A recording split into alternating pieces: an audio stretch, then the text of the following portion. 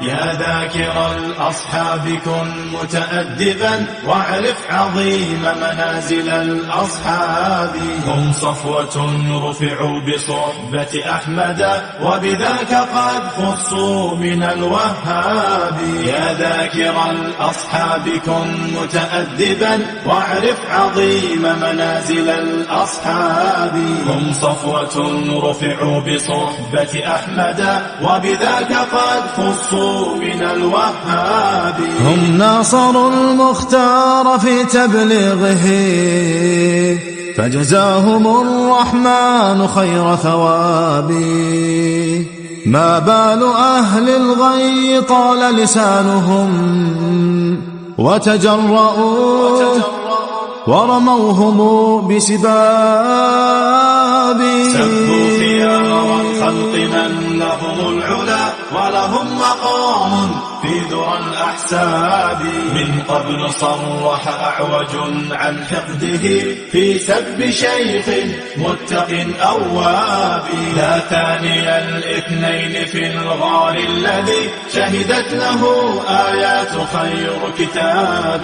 واليوم قد صدع الخبيث بجرأة ووقاحة من سافل كذاب. آذى النبي محمدا في عرضه سيعمه ذل وشر عقاب. آذى النقية بنت خل المصطفى فليخس أن سعيه كسراب. هاتيك أم المؤمنين وفضلها يروى لنا في سورة الأحزاب. يا أم إني قد كتبت مدافعا والدمع مني كالندى المنساب. من ذاك يجرؤ أن ينال لسانه من زوج خير العجم والأعراب. يا من زعمتم حب آل نبيكم أقلت جماجمكم من الألباب. تمشون في درب الضلال معتم قد أخفيت عثراته بضباب. يا ذاكر الأصحاب كن متأدبا. يا ذاكر الأصحاب كن متأدبا واعرف عظيم منازل الأصحاب.